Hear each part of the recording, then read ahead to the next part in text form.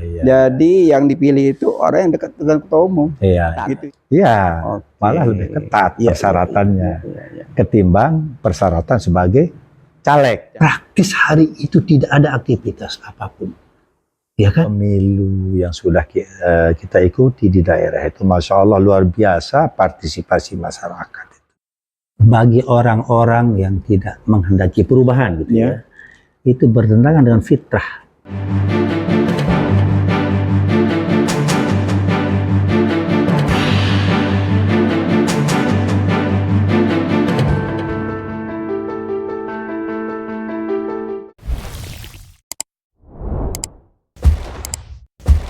Bismillahirrahmanirrahim. Ahlan wa sahlan wa marhaban. Ahlan gitu. Jadi jumpa lagi dengan tokoh, tokoh muda,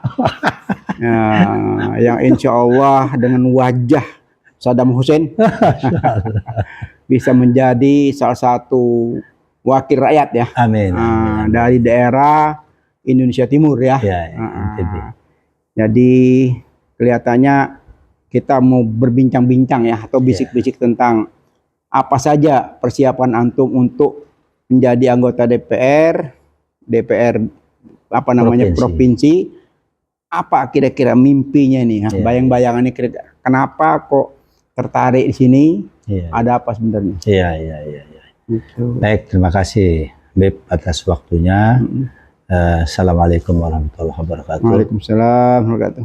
Jadi pertemuan yang ketiga kalau tidak salah ya, betul. Ya, silaturahim saya yang ketiga ke Habib ke sini. Ini jauh-jauh dari NTB itu semata-mata pertama untuk silaturahim.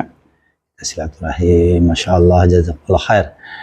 Sambutannya yang betul hangat, familiar, hidangannya juga ya. Ya, ada kopi, ada teh, ada minum, ada makan, ada snack, luar biasa. Silaturahim ini memperpanjang umur. Poin pertama.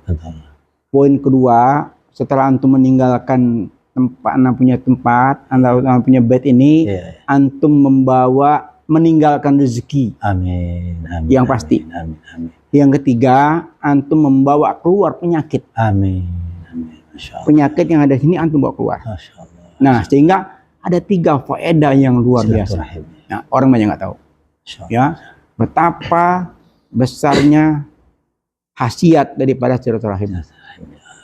Bayangin, sudah panjang umur, penyakit dibawa, rezeki tinggal rezeki lagi. Wah, saya punya kakek dulu. Kalau satu hari itu dia tidak ada tamu, dia sedih. Masya Allah. Dia sedih. Ada sesuatu yang. Jadi hampir tiap hari dia menunggu tamu. Dia tamu di sana, dia ngobrol, dia apa gitu. Silaturahim ya. Karena itu salah satu apa namanya resep ya. Nah, ini banyak yang sekarang anak-anak muda suka lupa ya. Mungkin kembali lagi ke rencana antum sebagai anggota dewan, apa motivasi dan apa kira-kira apa namanya harapan ke depan? Iya. Jadi saya pernah menjadi salah satu staf dari anggota DPRD dulu ketika awal-awal reformasi. Oh, gitu. 98 berarti? Ya, sekitar 2000 pemilu awal itu kan setelah reformasi kan tahun 99 ya. 99, sekitar itulah saya jadi. Di fraksi mana tuh? Kebetulan teman saya itu jadi DPR itu di PKS sendiri 1 orang. Berarti antum sampai sekarang juga nyalon dari PKS nih? Alhamdulillah. Doa. Mabruk. Amin. Nah, mudah-mudahan sukses insya Allah. Amin. Luar biasa. Doa antum kan? Amin insya Allah. Iya. Makanya saya jauh-jauh ke sini juga ini kan dengar-dengar Habib kan pernah jadi caleg DPR RI juga nih. Iya, DPR pusat. Ya, DPR pusat tuh. Ketika awal reformasi kan. Nah, saya kepikir juga sekaligus silaturahim, sekaligus pingin menuntut ilmu dan pengalaman sebagai calon DPR RI. Mungkin bisa berbagi ilmu kepada anak kan, supaya bisa bisa kita sebagai bekal kita berjuang nanti di daerah, walaupun levelnya di daerah kan, tapi kan banyak ilmu yang bisa kita ini dari. Waktu dulu kita masih tertutup ya, partai ya, gitu ya. Jadi partai yang tertutup partai ya, jadi calon itu ya nempel sama ketua umum supaya dapat jatah. Pandai-pandainya kita. Nah itu jadi juga nggak bagus. Jadi yang dipilih itu orang yang dekat dengan ketua umum. Itu salah satu kelemahan tertutup. Pengalaman dulu ya. Nah, karena begitu gegap-gempitanya yang mencalonkan diri, para contoh kan hampir semua wilayah itu kan semua bergerak kan. Semua kepengen yang pusat. Tiba-tiba ya kebijakan pusat itu ya pilih kasih siapa yang dekat ketua umum dapat jabatan, katakan nomor urut 1 gitu. Jadi yang lain dapat nomor keberapa itu ini yang keburukan daripada tertutup. Itu pengalaman saya gitu. Karena terjadi semacam yaitu ketidaksenangan yang calon-calon yang istilahnya yang berdarah-darah, yang berjuang, tiba-tiba yang duduk orang yang tidak, karena dia titelnya nih, wah ini karena titelnya ini profesor dan segala, yang jadi pusat, padahal yang berjuang yang lain. Itu yang terjadi ya. Gitu. Nah, mungkin kalau PKS beda ya. Kalau di PKS itu yang sejauh yang saya ikuti itu memang sistem rekrutmen sejak awal itu terbuka, dan kita harapkan juga sistem pemilu ini masih sistem terbuka, proporsional terbuka. Karena sejak awal yang kita ikuti di PKS itu mulai dari seleksi rekrutmen itu dilaksanakan secara terbuka tiap bulan. Jadi kita sebelum ditetapkan sebagai BCAD itu kita ikuti semacam program rutin kaderisasi. Program rutin kaderisasi itu wajib kita ikuti minimal seminggu sekali. Seminggu sekali di Jakarta? Enggak, di daerah. Di daerah. Untuk Jakarta sendiri yang di pusat? Itu di Jakarta dia kalau untuk DPR RI. Saya kan ke DPR daerah provinsi, jadi ikutnya di daerah. Tapi nggak ada agenda di pusat juga. Katakan dari provinsi itu beberapa caleg ikut ada semacam rapat-rapat belum ya. Karena ini kan masih DCT ya. DCT. Masih belum DCT kan, masih daftar calon sementara DCS. Masih DCS. Kemungkinan nanti kalau sudah menjadi DCT bisa jadi semua caleg-caleg dari daerah itu dipanggil untuk diadakan workshop kemungkinan di Jakarta. Sampai sejauh ini mulai sudah apa aja persiapannya, kelengkapan udah fix semua? Sudah, alhamdulillah. Kalau di PKS itu ada tim yang urus. Ada tim yang urus. Jadi kalau caleg provinsi itu diurus oleh tim di tingkat DPW. DPW di provinsi. Itu yang ngurus mulai dari foto, dari surat keterangan sehat, SKCK segala macam, itu semua ada tim yang ngurus. Itu caleg-caleg yang masuk betul-betul pengurus, atau ada juga yang dari luar partai yang tiba-tiba bergabung gitu? Atau ada semacam seleksi kalau ada katakan peminat di luar partai PKS tiba-tiba dia tertarik di PKS mau nyalek, itu apa syaratnya? Dipersilahkan untuk mendaftar, nanti diseleksi, diseleksi secara administrasi, secara teknis diseleksi oleh tim. Ada timnya yang seleksi. Bagi yang masuk seleksi, baru dimintakan persyaratan administrasi. Termasuk persyaratan kesehatan segala macam. Jadi tidak harus pengurus partai? Tidak. Jadi malah kebanyakan dari pengurus dari luar pengurus partai yang menjadi agama pun boleh? Boleh. Di tempat saya itu ada, kalau tidak salah itu non-muslim sebagai calon anggota DPRD kota kalau tidak gitu. salah. Ya. Jadi semua agama bisa bergabung. Terbuka di PKS itu. Terbuka. Ya, terbuka semua agama, semua etnis, mau pengurus, mau tidak pengurus boleh silahkan. Malah lebih ketat seleksinya kalau menjadi pengurus partai. Jadi di pengurus yang lebih ketat. Iya, malah lebih ketat persyaratannya ketimbang persyaratan sebagai caleg. Gitu. Karena caleg itu yang seleksi rakyat kan? Ya, betul. Bagus ya. Jadi terbuka gitu. Terbuka. Bagus banget ya. Karena kalau partai itu memang betul nanti bertanggung jawab dengan partai, tapi kalau anggota dewan itu bertanggung jawab kepada rakyat konstituen. Iya, bagaimana rakyat menilai ya. Betul. Situ punya peranannya ya, bagi-bagi pengawasan ya. Betul. Iya. Wah, luar biasa nih. Iya.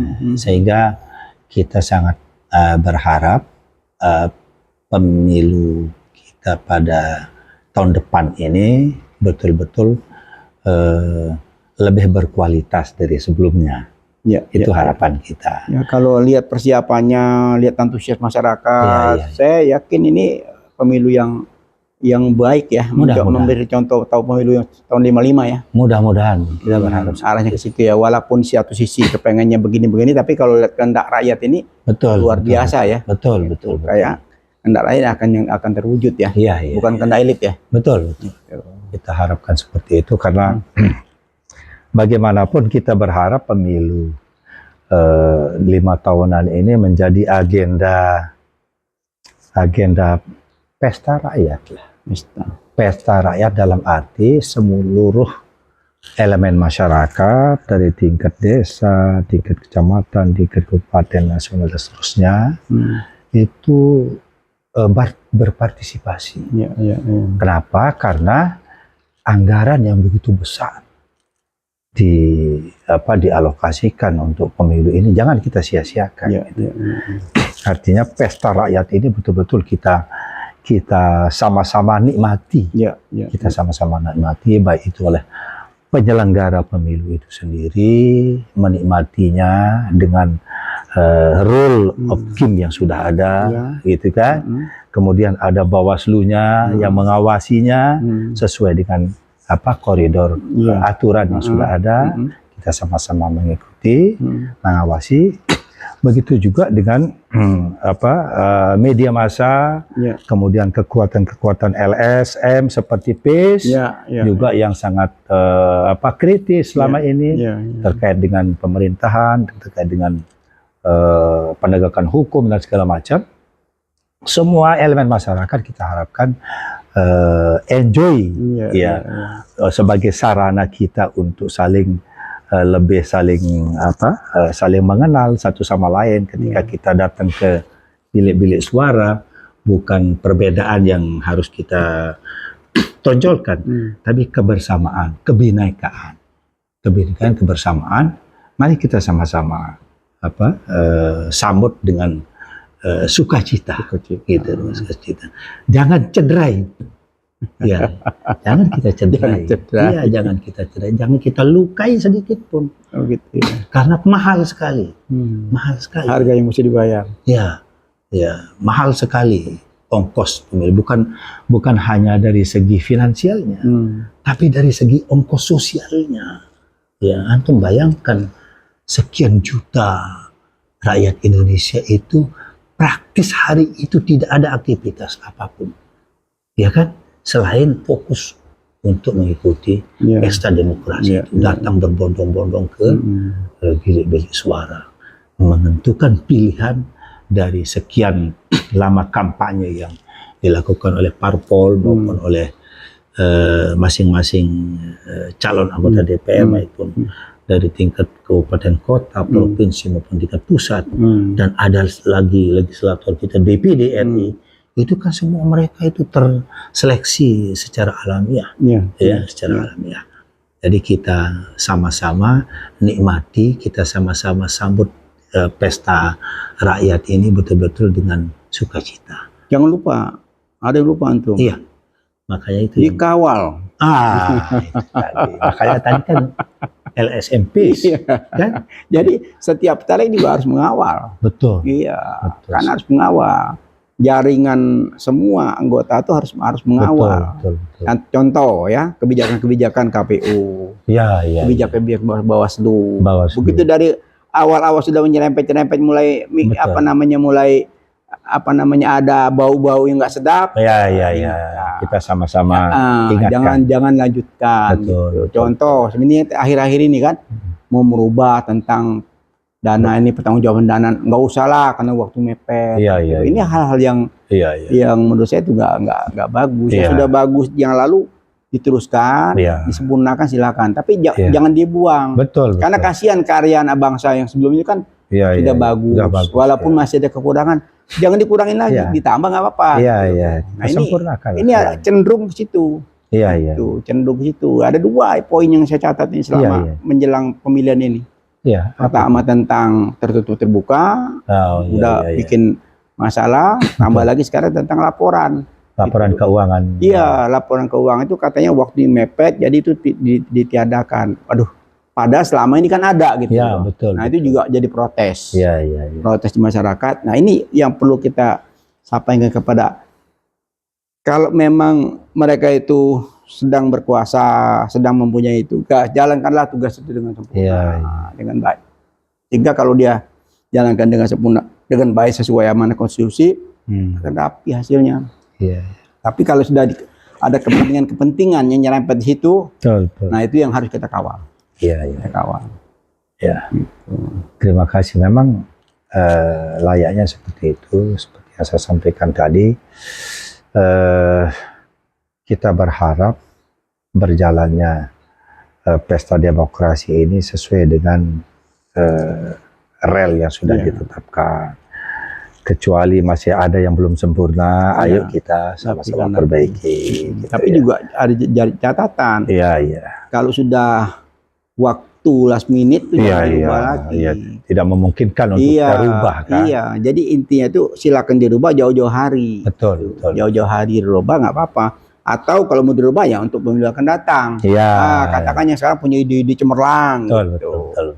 Silakan aja diwacanakan, dikondisikan, tapi untuk pemilu yang akan datang kan bagus juga kan? Bagus, betul. Nah, jangan merubah yang sudah ada sehingga bikin kegaduhan. Betul.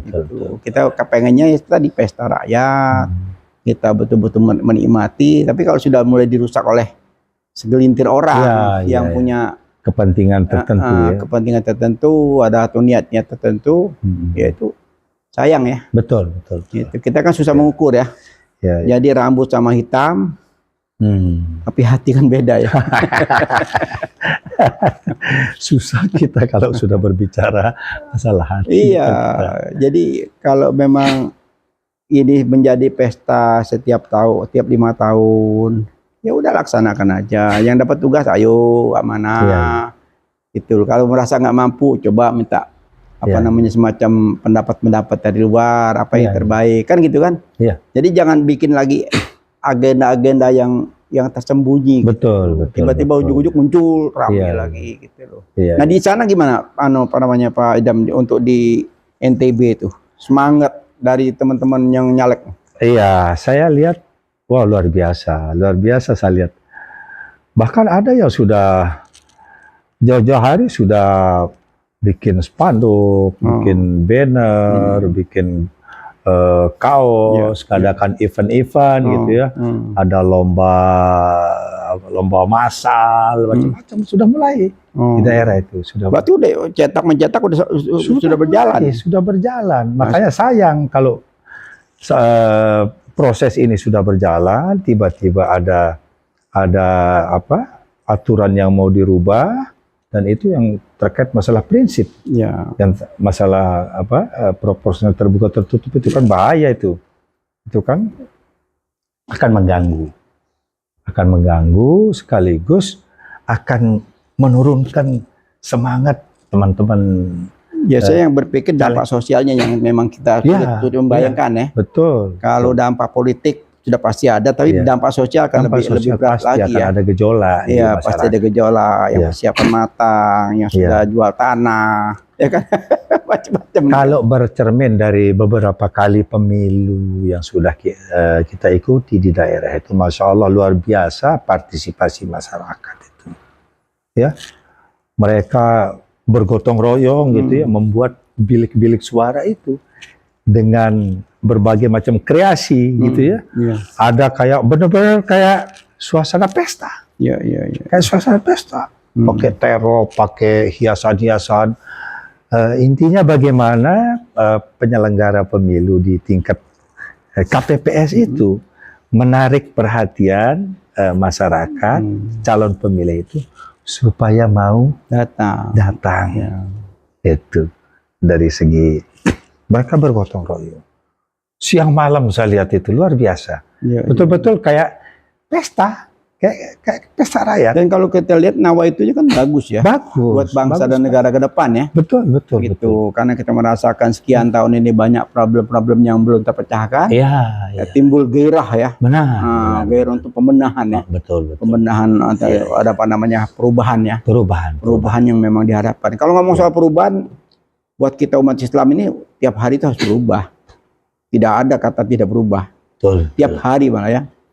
Jadi perubahan ke lebih baik. Iya, hari ini harus lebih baik dari hari kemarin. Dan itu sudah semacam sunatullah ya. Iya. Itu yang jadi kenapa mesti ribut soal perubahan? Iya. Ya kan? Iya. Karena perubahan itu menjadi yang terbaik, bukan perubahan yang menjadi buruk, kan menjadi baik kan. Suatu keniscayaan. Perubahan. Ya. Kalau menurut saya,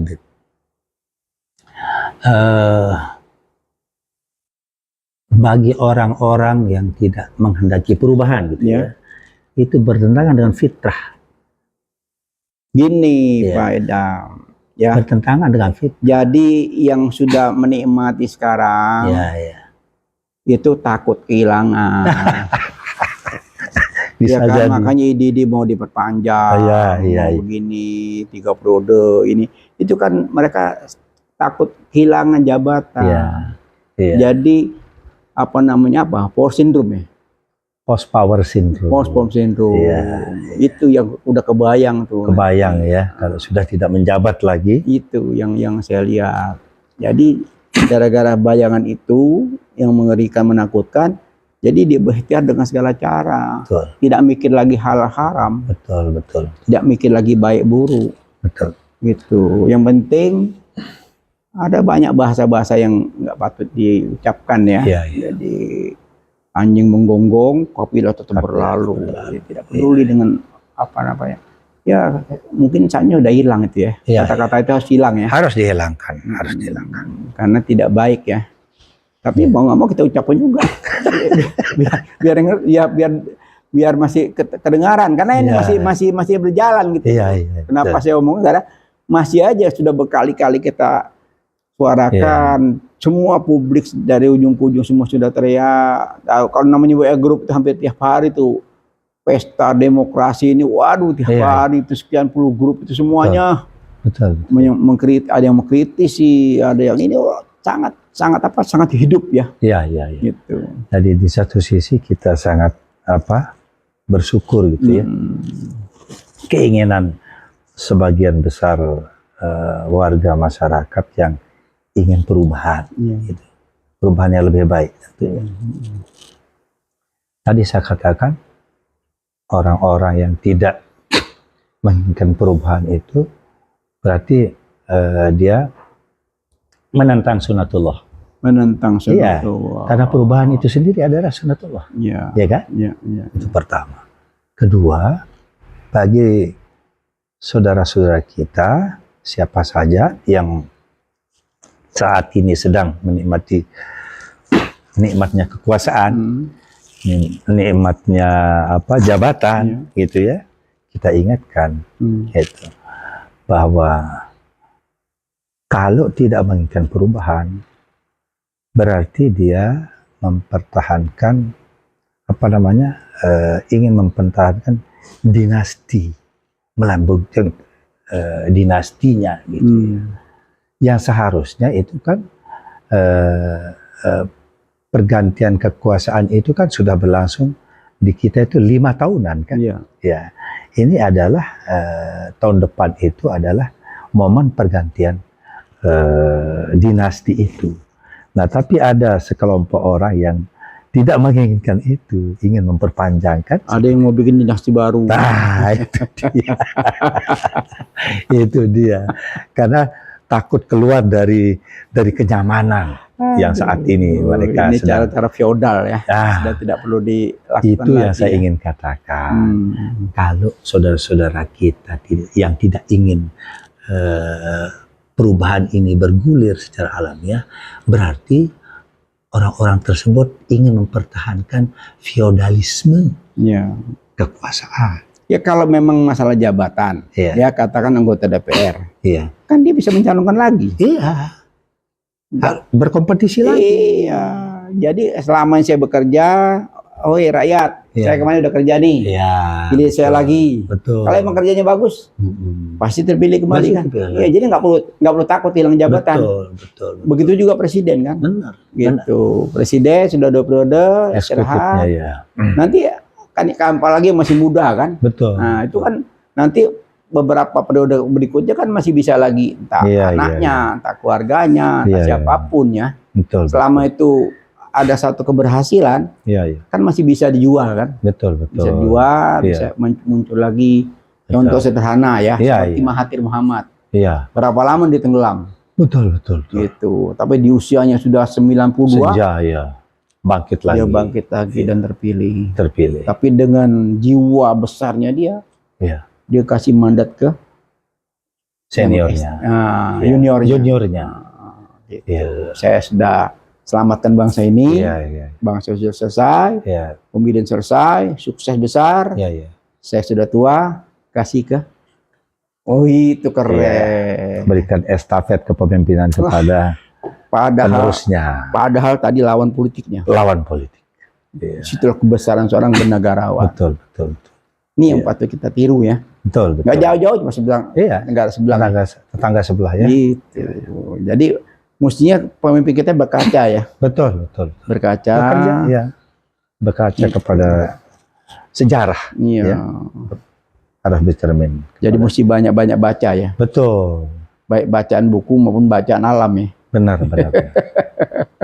Ini kayaknya kita autokritik untuk kita ini. Kita kadang-kadang kurang baca tadi, jadi kurang referensi, kurang literasi, ya, sehingga di dalam mengambil kebijakan itu cenderung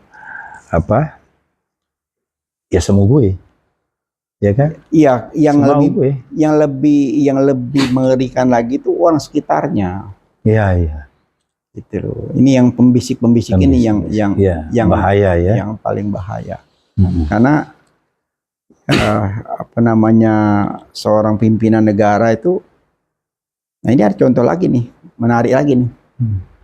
Tentang Menteri Pertahanan ya. Menkumham Menteri Pertahanan Prabowo kan. Dia membuat proposal untuk masalah Ukraina. Tapi dinasihati oleh salah satu anggota DPR, mesti hati-hati gitu loh. Jadi karena ini kan konflik ini kan luar biasa antara Amerika sama Soviet ini kan kita mesti hati-hati sekali gitu loh. Akhirnya mau dipanggil katanya mau dipanggil Jokowi, Pak Prabowo terkait proposal. Ada apa saya juga belum tahu persis. Yang pasti ada salah satu anggota DPR mengingatkan, hati-hati Pak, gitu. Ini masalah-masalah yang peka ya, betul. Tidak sembarangan gitu loh. Enggak mungkin dalam waktu dekat ini Pak Jokowi mau tahu tuh proposal yang disampaikan oleh Prabowo. Nah itu jadi timbul tanya lagi saya. Betul. Ada apa sih? Ada apa kabinet ini? Gitu. Ini kan kalau namanya Menteri Pertahanan kan bawa negara kan. Betul. Yang dibawa itu kan simbol negara, kepala negara, bukan dia sendiri, bukan sebagai Menteri Pertahanan. Ya, kenapa enggak mesti digodok dulu gitu? Ya bersama DPR, ya kan? Ini kan masalah bukan masalah kecil, masalah berat. Gitu loh, karena terkait hubungan internasional. Salah langkah kita. Betul. Kan dua-duanya kita butuh nih. Rusia kita butuh, Amerika kita butuh, China juga kita butuh. Belum lagi negara-negara semakmuran segala macam apa itu kan. Betul. Punya dampak terhadap kebijakan-kebijakan kita kan. Iya, iya. Karena salah sedikit, nah itu dia saya sayangkan ya. Iya, iya. Seharusnya tidak terjadi, tapi namanya sudah terjadi ya mungkin masih bisa ya. Tapi Iya, iya. buat di dunia internasional kita udah salah langkah. Iya, iya, betul, betul. Langkah Menteri Pertahanan tiba-tiba ada yang mengkritisi sampai Jokowi mau ketemu lagi sama Prabowo, apa aja ini? Artinya apa? Koordinasi. Iya. Koordinasi Komunikasi. kabinetnya buruk. Iya, iya. Betul. Menurut saya. Kenapa saya bilang buruk? Ya itu kenyataan. Iya. Kalau ada koordinasi hal-hal yang bersifat internasional menyangkut negara itu nggak bisa Jalan apa namanya? sendiri. Seperti apa sih kan bawalah misi presiden bukan misi menteri kan? Iya. Ya kan? Apapun yang kebijakan presiden yang dibawa bukan kebijakan menteri. Nah ini tiba-tiba muncul ini. Proposal itu. Iya, tapi ada lagi nih mungkin antum tahu tuh tentang lagi rame-rame sekarang calon wakil presiden yang lagi proses pencitraan. Iya, iya. Jadi jual tiket bola itu laku sekian banyak, diumumkan di media. Wah, laris gitu. Saya sedih lihatnya, ya Allah. Kenapa kok menteri kita kayak begini gitu loh.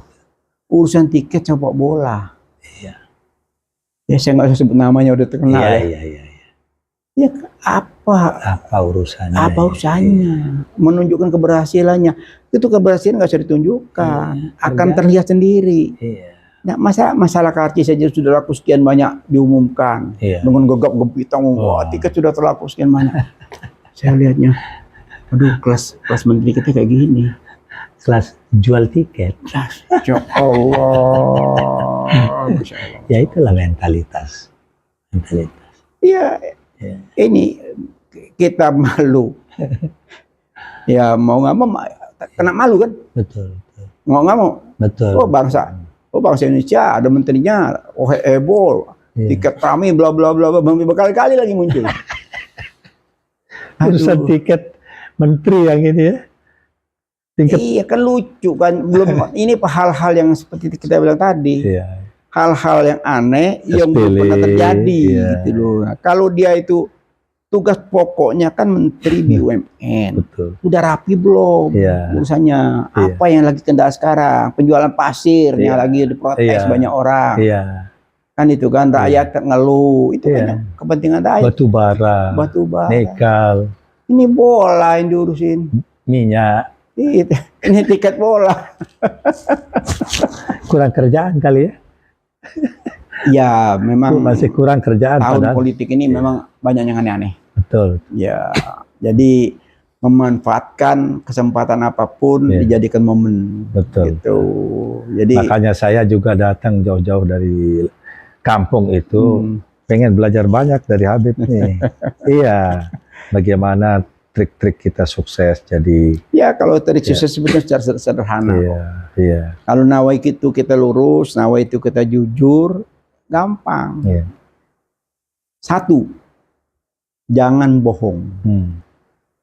Itu aja. Iya. Satu, jangan bohong.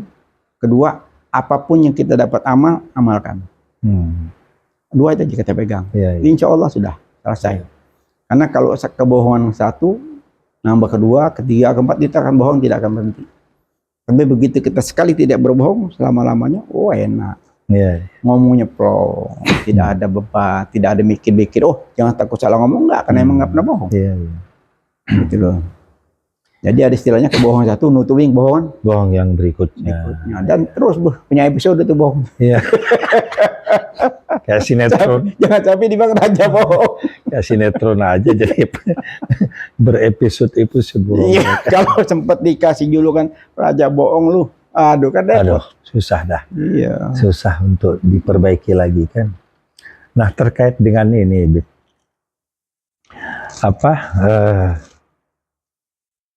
tugas dan fungsi sebagai legislatif itu kan secara garis besar sepengetahuan saya kan ada 3 fungsi itu. 3 fungsi. Fungsi legislasi sendiri, membuat undang-undang, kemudian fungsi budgeting, fungsi anggaran, ya, kemudian fungsi supervisi, pengawasan. Nah, kasih dong ilmunya dulu. Saya mau kasih belum fungsi itu. Iya. Nanti itu. Iya. Masih lama itu. Oh gitu. Itu. Supaya ada modal kita cerita. Enggak. Kalau itu kan sudah jelas. Ada di buku kan. Gitu ya. Bisa dibaca kan. Gitu ya. Wah, 1, 2, 3. Ini kan gampang kok. Iya. Ya, enggak susah. Tapi ada yang susah. Nah, itu maksud saya. Yang susah itu sebetulnya gampang. Iya. Gampang. Apalagi waktu yang panjang. Perbanyak silaturahmi. Silaturahim ya. Itu yang perbanyak. Insyaallah. Ya. Jadi waktu yang ada sekarang manfaatkan silaturahmi sebanyak-banyaknya. Every day. Gitu. Jadi antum berkunjung ke simpul-simpul masyarakat, simpul-simpul ini mengenalkan diri. Saya fulan, bin fulan, rencana begini itu cakep. Iya. Dan itu tidak perlu modal besar. Dan ini kebetulan juga kan, ya bukan kebetulan sih. PKS ini kan salah satu pendukung utama dari koalisi perubahan yang mengusung Pak Anies. Nah itu, apa kira-kira yang bisa kita maksimalkan, kita sinergikan di Pileg besok ini dengan dukungan PKS ke Anies? Banyak sekali. Nah itu maksud saya. Banyak. Itu ada segudang itu. Segudang yang bisa kita jual. Melipat gandakan suara. Iya, itu gampang. Nanti saya kasih bukunya tuh. Jadi bukunya bersama Anies. Satu lagi biografi politik. Tentang Anies Baswedan. Jadi dia meraih sukses, meraih prestasi dalam tekanan politik oligarki. Masya Allah. Habib yang tulis. Iya. Dalam tekanan politik oligarki, dia bisa menjalankan tugas selama 5 tahun. Di DKI ya? Dengan mengukir prestasi. Iya. Prestasi dengan hambatan-hambatan yang luar biasa. Ada satu yang menarik.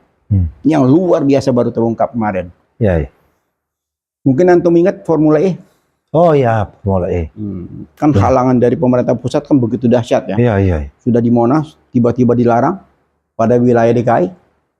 Tidak boleh. Tapi dengan jiwa besarnya beliau, ya nggak apa-apa. Dia putar cerdasannya, yang memang mumpuni ya. Cari daerah yang memang rawa, yang tadi sudah yang tidak bermanfaat. Itu tadi kembali ke nawa itu yang lurus, niat yang baik, lurus ya. Kecerdasan tadi. Antum tahu terjadi apa? Waktu yang pendek pada saat pengaspalan. Pada saat pengaspalan itu seluruh produk aspal itu diboikot, tidak boleh jual ke situ. Bayang Anda? Oleh rezim diboikot semua seluruh perusahaan, seluruh BUMN tidak ada yang mendukung Formula E. Biasanya kan itu kan semua BUMN kan ikut dukung, itu tidak terjadi. Jadi kembali ke masalah yang tadi itu, di mana ada kesulitan, di situ ada hikmah. Ada kemudahan. Ada kemudahan, Allah kasih kemudahan. Jadi pas cerita saya kaget. Jadi saat itu aspal itu yang di mixnya, betul beli udah jadi. Ada barangnya. Tapi tidak boleh. Tidak bisa. Diboikot sudah. Diboikot total.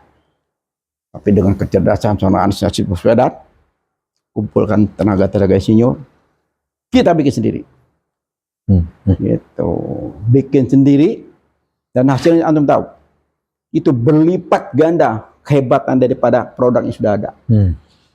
Kualitas diakui oleh dunia internasional dari segi kualitas ya. Kualitas. Padahal dengan keterbatasan waktu terpaksa bikin sendiri dan itu menjadi aspal unggulan untuk barat. Itu harus harus di blow up itu pemberitaannya. Makanya kita ngomong sekarang itu salah satu keberhasilan yang di mana ada tekanan-tekanan, ya disitulah timbul ide-ide gila, ide-ide yang luar biasa.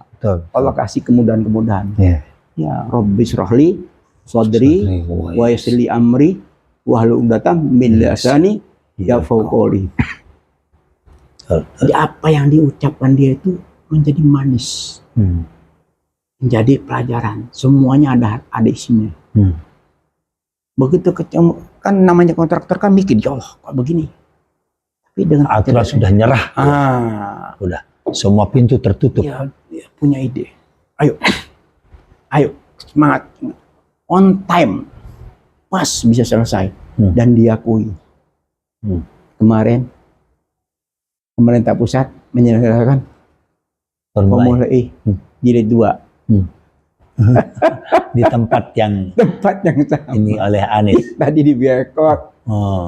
Kan lucu kan? Lucu sekali. Tapi kasihan juga, masih aja tuh dendam kesumat masih ada. Anies tidak dikasih makam apa namanya tempat yang bagus. Beb, mohon maaf, tadi sebut dendam kesumat. Iya, dendam kesumat. Berarti dendam kekalahan pilkada DKI. Bukan cuma itu. Enggak, ini banyak sekali. Kita bicara konteks awalnya situ. Iya.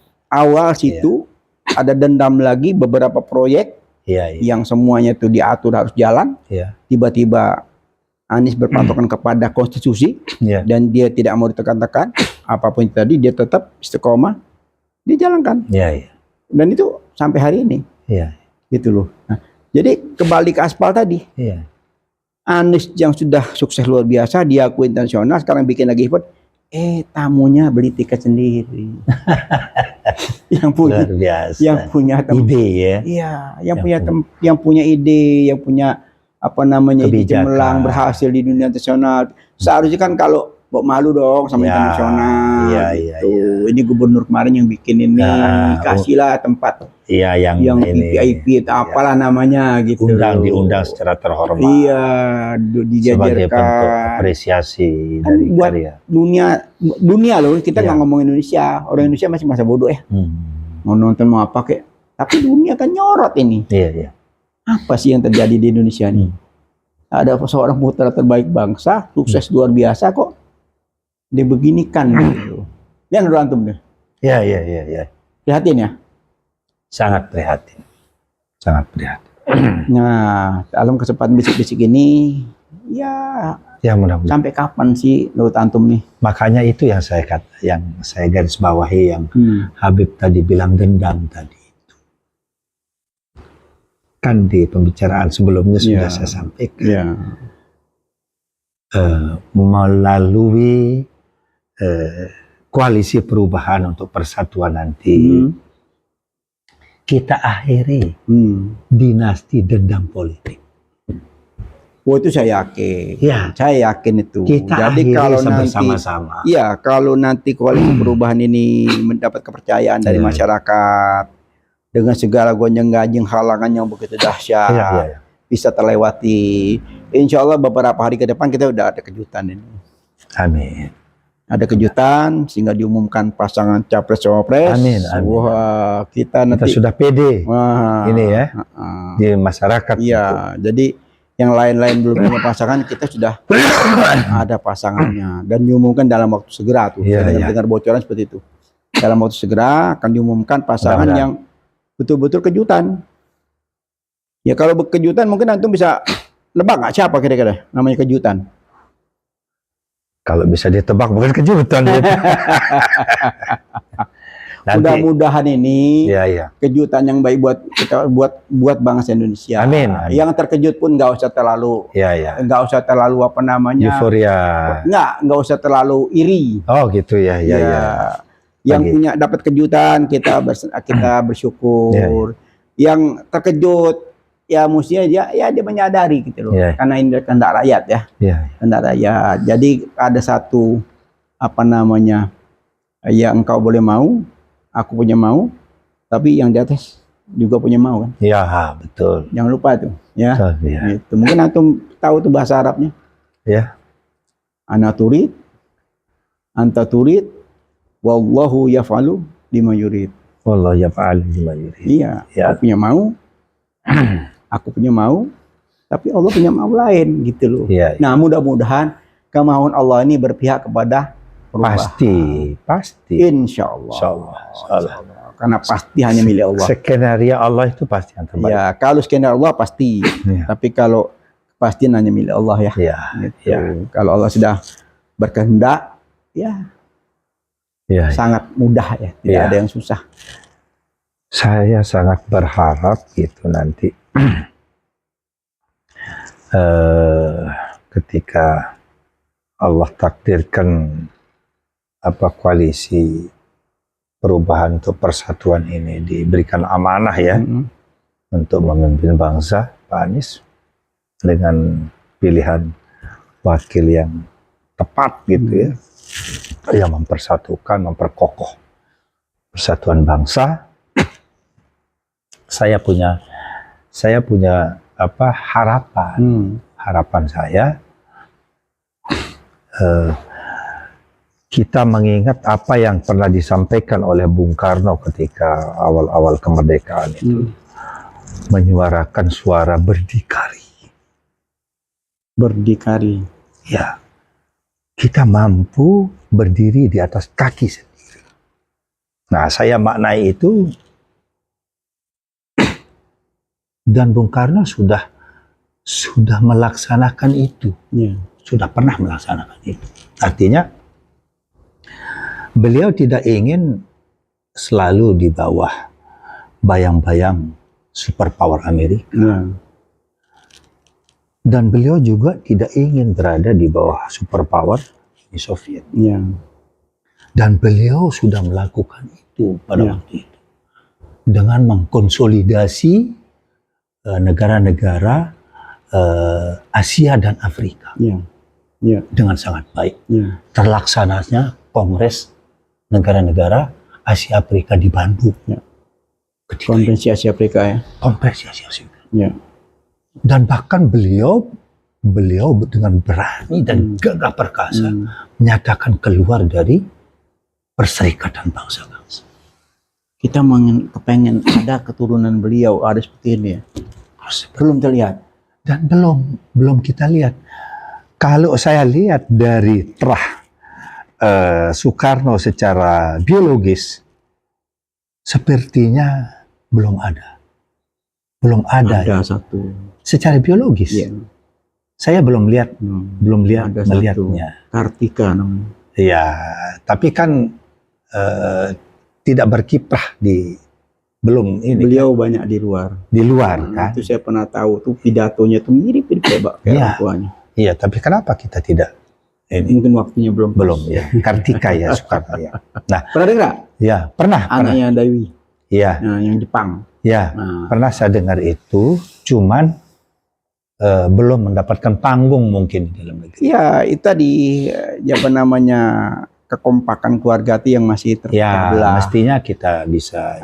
Itu yang terpecah belah sehingga ya masing-masing jalan sendiri. Gitu. Sehingga ya itu tadi kita kepengen masih ya alhamdulillah masih ada ya. Masih ada dan masih hidup. Ya suatu saat akan muncul. Tapi mungkin dia berseberangan dengan yang sekarang ini. Jadi dia memuncul pun ya pikir-pikir ya karena tidak sepaham ya. Kalau sepaham saya yakin udah muncul. Gitu. Maksud saya, Beb, bukan berarti harus keluar dari terah Soekarno secara biologis. Tapi ada juga kan Soekarno secara ideologis kan. Kalau ideologi banyak. Nah, itu maksud saya. Banyak. Itu maksud Tapi kita yang biologis kan akan lebih cakep. Akan lebih cakep. Tapi kan saat ini. Karena nasab itu kan bagus. Betul. Iya. Nah, itu kalau istilah darah tuh ngalir itu benar-benar tidak ada campurannya. Betul. Nah, itu belum muncul. Karena ya kalau amatan saya ini dia belum nyaman dengan kondisi sekarang. Iya. Belum nyaman. Dia lihat saudaranya nggak akur, ya kan? Antara ini yang meninggal juga nggak akur. Jadi itu mungkin yang jadi pertimbangan. Tapi wallahu a'lam. Wallahu a'lam. Nggak tahu persis. Artinya saya punya bayangan nanti ketika koalisi perubahan dan persatuan ini diberikan amanah oleh Allah. Yang diamanahkan adalah Pak Anies dan pasangannya. beliau mampu menerjemahkan gitu maksud saya. Menerjemahkan ide-ide dan Soekarno. mengakomodir semua. Ya. Setelah kontestasi berakhir, Ya. semua menuju ke perubahan. Ya. Itu yang keren. Iya, perubahan Iya. untuk persatuan. Iya, untuk persatuan dan kemakmuran bangsa dan negara. Gitu. Jadi kalau mungkin nanti ke depan itu, ya ini kan banyak seperti keluhan Pak Anies beberapa kali di event-event itu dibilang ini air ya, Iya. ini aqua, ini kita harus beli katanya. Iya. Mahal. Betul. Nah, jadi banyak nih program untuk ke depannya perubahan tuh. Betul. Contoh, air tuh nggak usah dibeli. Betul, Pak. Bagiin ke masyarakat. Iya. Bikin tuh namanya penyulingan air di seluruh pinggir laut. Sungai kita luar biasa. Di Sumber Saudi, air kita masih banyak. air tawar sebanyak. Di Saudi, Iya. itu airnya tuh air asin. Air asin. Disuling. Iya. Itu makmur air sana. Iya, Murah meriah. Iya. Kenapa kita nggak bisa? Iya. Air. Listrik. Bisa aja listrik. Nggak bayar. Betul. Kebutuhan rakyat kan. Pendidikan, Pendidikan sama juga. kesehatan juga. Itu 5 namanya program itu kalau nanti di perubahan itu bisa terwujud luar biasa. Jadi rakyat betul-betul merasakan hidup ini. Iya. Ya memang keterlaluan sih kalau kita saat ini ya. Iya. Air sekian, ini sekian, listrik sekian. Iya. Terasa sekali Iya. gitu loh. Jadi kita punya sumber daya alam banyak. Itu tadi saking banyaknya manusia yang serakah, korupsinya tidak terbatas, punya uang sampai untuk 70 turunan dikumpulkan. Nah, ini penyebabnya. Jadi penegakan hukum, pemberantasan korupsi, dan semua kebijakan-kebijakan itu harus betul-betul dikontrol. Iya. Gitu. Sehingga kalau hukum itu tegak, terus yang korupsi nggak ada, ya balik lagi. Antum itu diantaranya calon-calon anggota DPR, DPRD, DPR pusat ini, tolong betul-betul nawaitunya itu demi bangsa dan negara. Betul. Gitu loh. Karena kalau demi untuk sekarang modal dulu, habis modal nanti take money, nah itu yang kebanyakan yang ujung-ujungnya banyak korupsi lagi itu nggak selesai korupsinya. Gitu. Iya.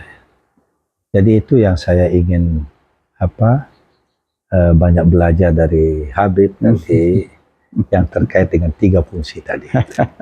Nanti karena kalau waktu kita 99 nggak gampang tuh. Iya. Mau deklarasi aja kita harus modal besar. Iya. Keliling kemana-mana tuh. Iya. Ngumpulin orang susah. Betul. Sekarang sudah agak gampang. Dengan medsos dan HP kita udah bisa silaturahmi, udah bikin WA group, bikin ini, bikin program. Waktu itu nggak bisa. Iya. Hanya patokannya cuma koran. Kalau nggak koran TV atau majalah. Iya. Koran, TV, majalah, tabloid. Nah itu aja suara yang kita bisa lewat situ.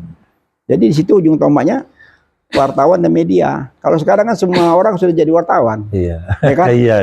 Ya contohnya seperti podcast ini kan. Iya. Nombor podcast di mana-mana. Betul. Ya, macam-macam. Betul. Ada segala macam. Dari mulai politik udah ada semua. Makanya saya bersyukur ada podcast Peace Podcast.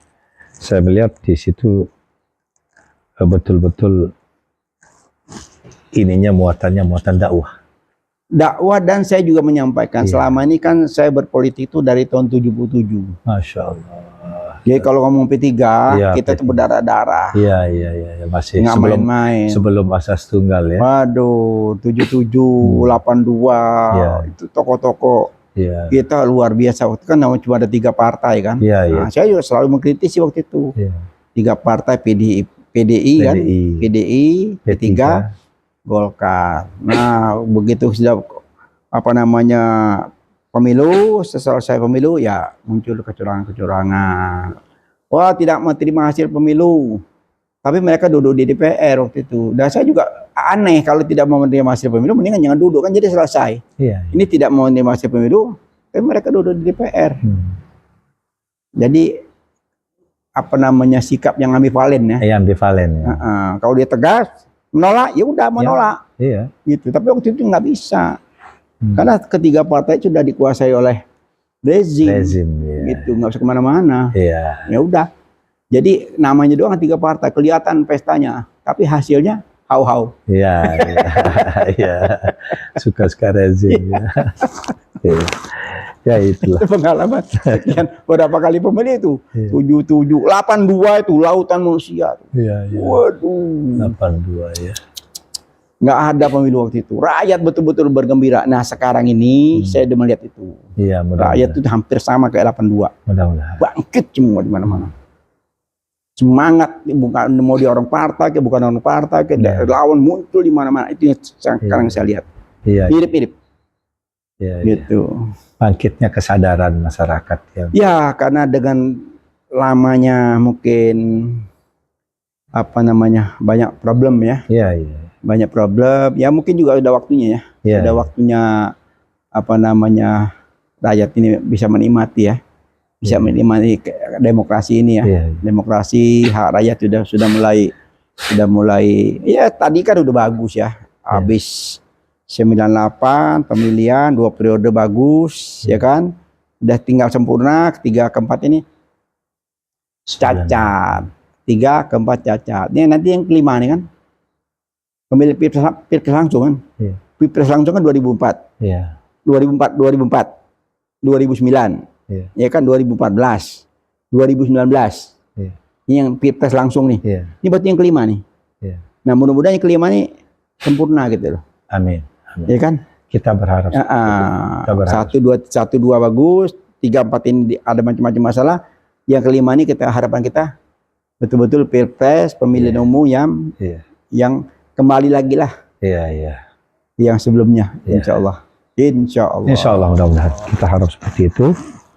Dan tadi saya belum selesai menyangkut masalah brilian idenya Soekarno tadi. Kita berharap pemilihan 2024 ini yang lahir nanti semangat itu, gitu. Iya. Semangat itu.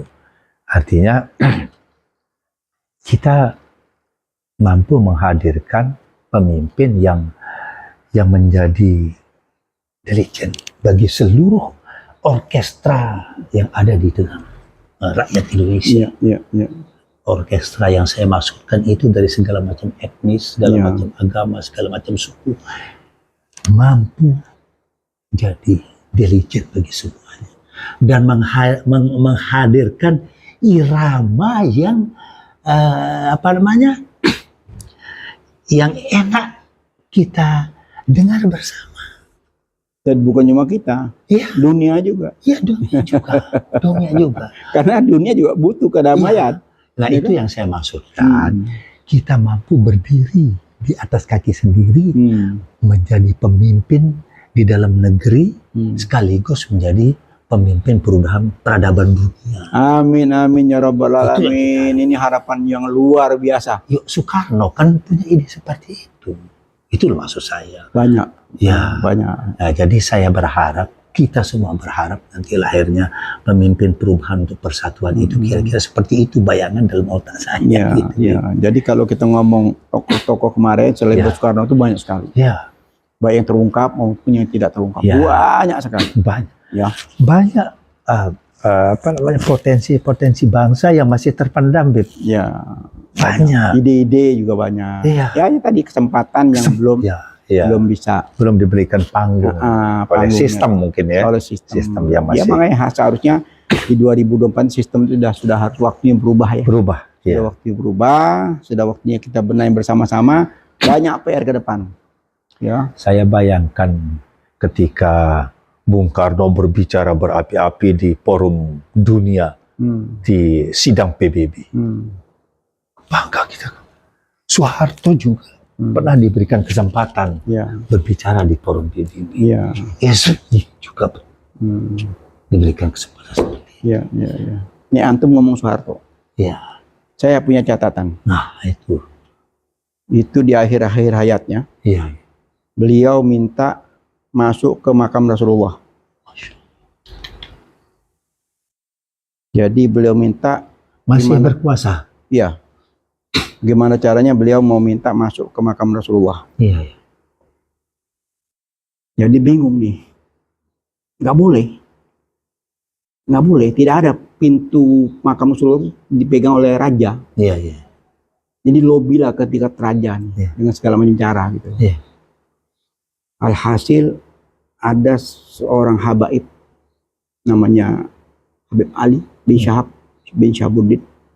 Habib Ali ini lagi bertugas di sana, bertugas di Jeddah, di Mekah sana. Atas ini. Ya pokoknya bertugas sana aja, karena dia seorang polisi, lagi bertugas di sana mengamankan entah haji entah apa lagi, dia kebetulan di sana gitu loh. Dia bantu lobby, supaya Pak Harto bisa dibukakan pintu makam Rasulullah. Alhasil singkat cerita, ini beliau sendiri cerita belum lama. Di sini dia datang, dia masih keluarga Jamaah Khair. Cerita, wah menarik ceritanya. Saya sempat kaget. Terus apa yang terjadi? Yang terjadi begitu pintu itu berhasil dibuka, karena Habib Ali meyakinkan bahwa anak ini cucunya Rasulullah. Dia ngomong, anak Syahabuddin, Ali bin Syahabuddin, cucunya Rasulullah. Masya Allah. Dengan argumentasi itu buka. Masya Allah. Orang banyak nggak tahu kan? Iya. Banyak nggak tahu kan? Enggak tahu. Tahun berapa itu? Akhir-akhir hayat. 97. Ya, sekitar 95 atau pokoknya mendekati akhir. Begitu pintu terbuka, apa yang terjadi? Kaget. Pak Harto tidak bisa masuk. Semaput. Pingsan. Habib Ali ketakutan. Bingung dia. Coba. Presiden jatuh. Mau megang nggak berani. Habib Ali cerita nih. Akhirnya subhanallah nggak lama siuman. Begitu siuman, dia mundur. Berbalik badan mundur. Habib Ali karena berasa bertanggung jawab, dia mencoba mau merangkul gitu loh. Ditolak sama dia. Namanya wibawa, Pak Harto waktu itu kan berwibawa luar biasa kan. Jadi dia nggak mau dipapah, dia nggak mau gitu loh. Tapi tidak terjadi. Tidak terjadi, nggak masuk, nggak bisa masuk. Semaput, ketakutan jadi akhirnya keluar. Habib Ali lihat itu, ini kesempatan masuk di sejarah. Doa sih. Masuk dia baca doa. Di situ Soeharto nggak bisa masuk. Balik badan. Wali dia karena sudah dia paling depan, dia masuk dia sejarah. Doa. Tuh sampai selesai dia pulang.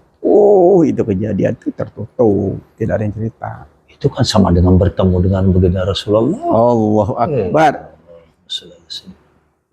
Saya waktu itu ngobrol sampai saya rekam. Saya rekam ceritanya. Jadi Ali ini itu tadi dengan keberaniannya, dengan nyalinya, bahasa Arabnya juga bagus, juga anak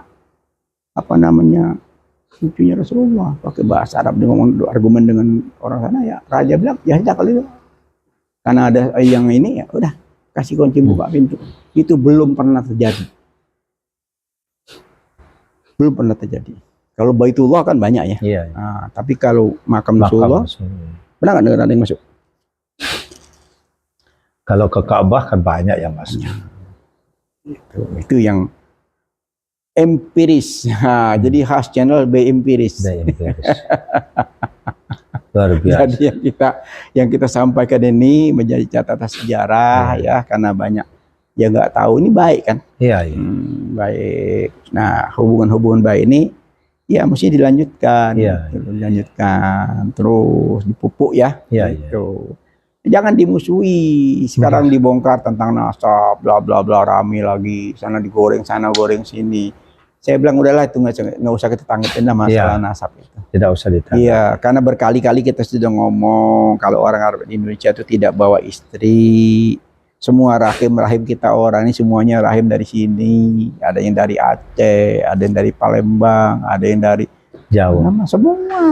Ini fakta sejarah. Jadi kalau mau ngomong orang Arab bukan Indonesia itu dasarnya apa? Yang ngeluarin siapa? Rahim siapa? Kan gitu kan? Anak punya nenek Raden Ayu, Palembang. Ya.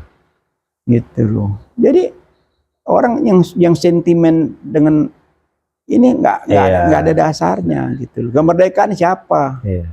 Bagaimana perjuangan? Mereka nggak tahu sejarah. Ini yang bukan nggak tahu. Iya. Sentimen. Kalau tahu sih tahu, nggak mungkin nggak tahu. Sekarang zaman Google gampang kok, tinggal tek muncul kok. Kalau mau tahu sejarah, mereka tidak mau tahu. Tidak mau tahu. Gitu. Mereka memposisi tidak mau tahu, masa bodo amat. Pokoknya ini Arab. Nah itu nanti menjadi kewajiban kita semua, Beb, untuk meluruskan kembali sejarah-sejarah yang sudah dimanipulatif. Ini kita banyak sekali baca-baca literasi yang manipulatif. Iya, sekarang ngomong pejuang. Iya. Anies Baswedan dikatakan bukan pejuang. Bla bla bla bla bla. Lu baca di mana? Apa bacanya? Saksi sejarah kan rumah pegangsaan. Makanya itu kan ya itu yang bikin kita kesal ya. Iya. Tapi kalau kita lainnya nggak usah. Mending kita lihat ini orang nggak baca, orang bodoh ya. Kalau orang cerdas, orang pinter, tapi yang ada yang lebih menyisakan lagi nih, orang pinter, doktor lagi. Waduh, menyesatkan. Ngomongnya tuh orang kayak orang Palembang. Iya. Saya udah kesel liatnya, dengar tuh cara-caranya dia, udah doktor, orang Palembang lagi, jamaah lagi, wow ngomong. Tapi percuma lah, kita ngelayanin orang kayak gitu. Iya. Anggap aja angin lalu, iya. makin ditanggapi makin gede dia. Makin gede. Saya lebih cenderung seperti itu. Jangan ditanggapi. Mending, ya silakan mau ngapalah.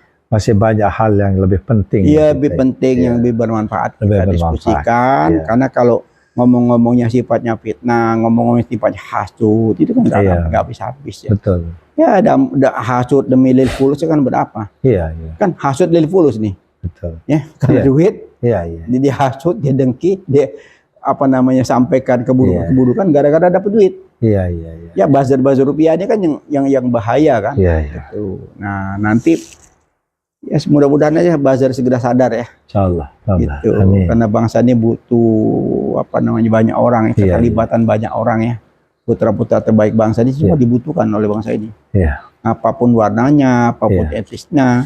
Pada saat selesai kompetisi pemilihan ini selesai. Kita rembuk. Duduk rekatkan. Ini kue gede. Rekatkan semuanya. Iya kan gede. Ini makanan banyak ini. Mulai dari tingkat kampung, tingkat kecamatan, semua harus direkatkan. Iya, kalau ngomong soal makanan ini, makanan kita kan banyak. Iya. Rezeki ini banyak luar biasa. Rahmat Allah tuh tidak terbatas. Nggak habis. Mau dimakan berapa turunan nggak habis. Kenapa mesti rebutan? Iya. Ya, asal kita proporsional saja, sesuai dengan porsinya kan. Jangan ambil hak yang lain. Kan gitu.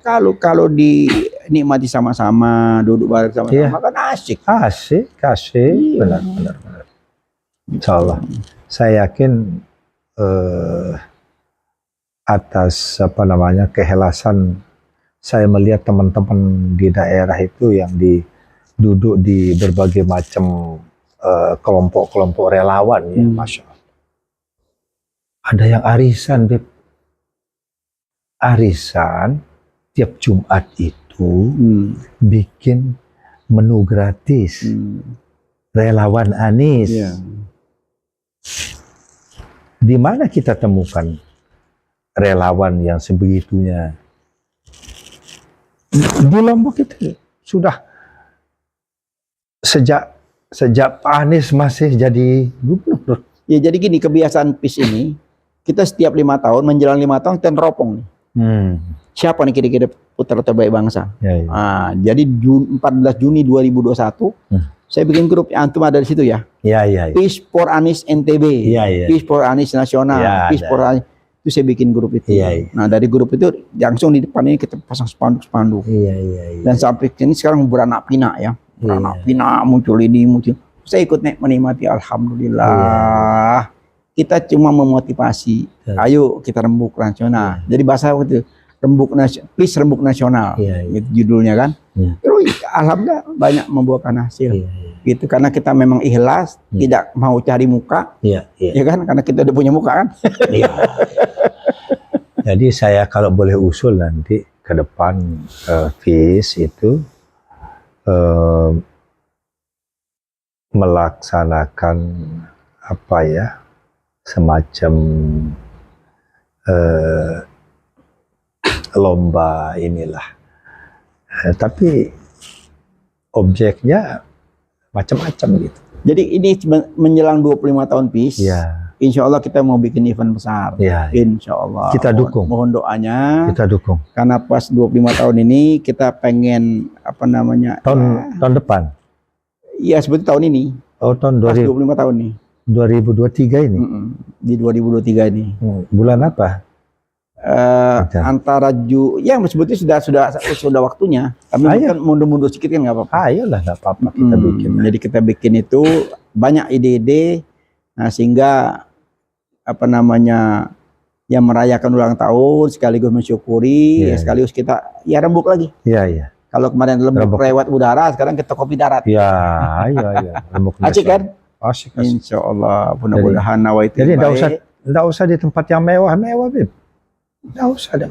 Bila perlu kita di lokasi mana, di kampung mana gitu ya. Kita bikin tenda, kemah di situ bersama masyarakat. Asyik gitu. Ya, banyak ide-ide, banyak semacam beda buku kan kita juga bisa kita diskusi publik atau debat publik. Edukasi kepada masyarakat. Dan insya Allah nanti kalau sudah mulai apa namanya, ini sementara masih nunggu nih. Nunggu pasangan dulu nih. Siap ikut berpartisipasi. Insya Allah. Mudah-mudahan dengan apa namanya, bersatunya relawan, bersatunya hati untuk perubahan, Allah kabulkan. Karena doa itu semakin banyak yang berdoa, semakin diijabah. Betul. Insya Allah. Jadi saya bayangkan nanti kalau FIS 25 tahun itu kita kumpulkan itu seluruh kelompok-kelompok relawan kita. Jadi wadahnya ini nanti PIS. Wadahnya itu PIS. Nggak usah mesti di Jakarta. Di daerah mana kita kumpul, datang bawa tenda sendiri-sendiri. Kayak backpacker gitu. Kayak bikin perkemahan. Kemudian ada Pak Anies datang sama pasangan. Wah, cakep. Insya Allah. Cakep. Kalau boleh saya undang, NTB siap jadi tuan rumah. Benar. Insya Allah, mudah-mudahan. Wah, ini luar biasa. Kita bikin tempat yang bagus ya. Bagus. Iya. Bikin tempat yang bagus, dan saya yakin dampak ininya nanti luar biasa. Jadi juga ada tokoh NTB yang kemarin podcast sama saya itu juga, dia nulis tentang buku Anies. Nulis? Iya. Dia Dr. Ahmad Jamiluddin. Cepat podcast sama saya di sini. Bima mungkin ya. Nggak tahu, pokoknya katanya NTB Sumbawa. Jadi dia bikin buku itu apa judul menarik. Antara Namrud dan Anies. Oh iya, saya di podcast itu. Oh iya. Sama-sama digigit nyamuk. Iya. Nah, itu salah satu. Iya. Gitu, sama-sama gigit nyamuk. Yang satu tenggelam. Yang satu muncul. Oh gitu. Akibatnya ya. Iya, itu bukunya. Nanti episode kedua beberapa hari ke depan keluar. Kemarin baru episode pertama keluar. Iya. Nah, itu juga salah satu tokoh NTB yang nanti bisa saling. Mudah-mudahan. Kalau NTB saya waktu Prabowo Sandi juga kemarin besar-besaran bikin. Oh iya, kita sama-sama di sana. Joksan datang, itu PIS punya kerjaan. Iya. Antum nggak tahu ya? Nggak tahu. PIS punya kerjaan. Iya. Sampai kita semua patungan rame-rame untuk bawa tokoh-tokoh sini. Karena waktu itu memang dana kampanye dari Prabowo Sandi itu katanya nggak ada. Ya udah, akhirnya kita swadaya. Swadaya, bikin sampai Pak Joksan sempat terharu di sana. Dia terharu lihat sambutan warga luar biasa. Itu juga dari jauh-jauh hari kita gaungkan dulu kan, nggak ujuk-ujuk rame kan. Kita gaungkan lewat WA Group ini sampai. Nah ini juga udah lama, NTB juga banyak yang sudah NTB bahkan sampai ke Merauke. Merauke udah teriak-teriak tuh. Ayo Beb, kita bikin begini-begini. Insya Allah saya bilang nanti kalau sudah bendera ini sudah apa namanya, perahu ini sudah lengkap, personilnya sudah lengkap. Nah baru kita dorong rame-rame ini perahu. ya kan? Iya, iya. Dorong dengan segala macam cara. Kan? So, Tentunya yang positif. Iya. Terahkan kepada publik bahwa ini loh ada pengantin baru, pengantin yang bagus, iya, kan gitu kan? Iya, iya. Pengantin bagus, ya.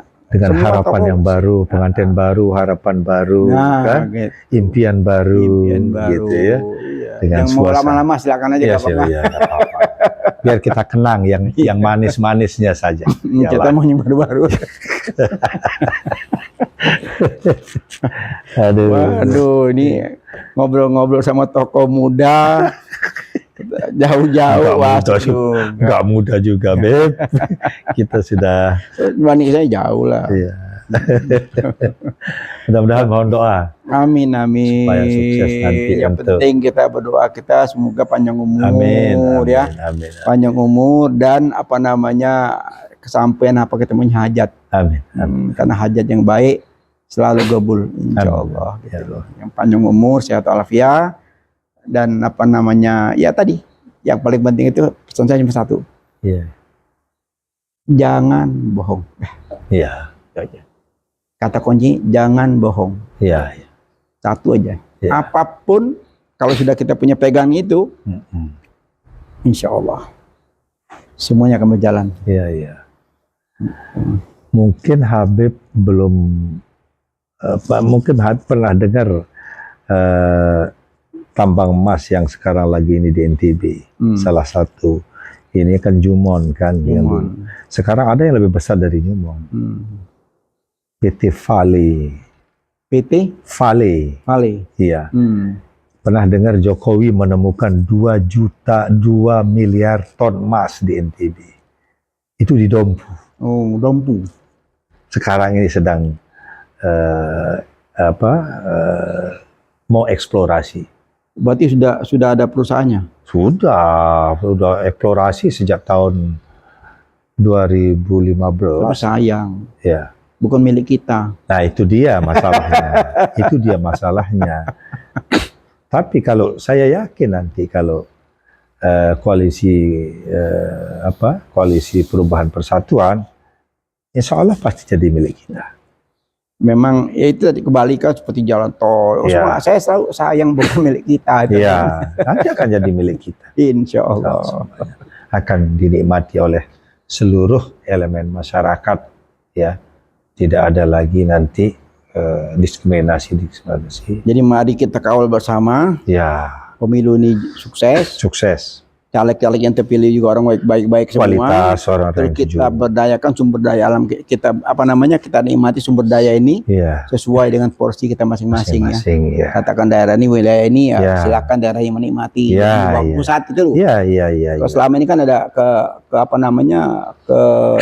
keserakan pusat ya. Sehingga yang di daerah itu tidak terasa. Miskin. Contoh seperti Papua berapa banyak hasil, tapi wilayah Papua kan kita bisa lihat. Nah, itu contoh-contoh yang tidak adil, ketidakadilan merajalela di mana-mana. Gitu. Insya Allah dengan pilpres ini, pemilu ini, semua bisa berubah secara bertahap ya, tidak bisa sekaligus. Bertahap. Tapi dengan pemimpin yang betul-betul amanah rakyat, mudah-mudahan dia mendengar apa yang diminta oleh rakyat, gitu kan? Betul. Nah, didukung oleh teman-teman dari anggota dewan. Yang betul-betul yang terpilih juga banyak orang-orang yang baik ya, insya Allah. Jadi bisik-bisik politik tentang mudah-mudahan bermanfaat. Bermanfaat. Pasti bermanfaat. Amin.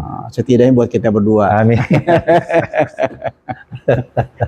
Ngomong-ngomong sudah hampir 1 jam. Iya, jadi kita tutup bisik-bisik politik ini dengan wabillahi taufik wal hidayah. Wassalamualaikum warahmatullahi wabarakatuh. Waalaikumsalam warahmatullahi wabarakatuh. Semoga niat antum Saddam Hussein.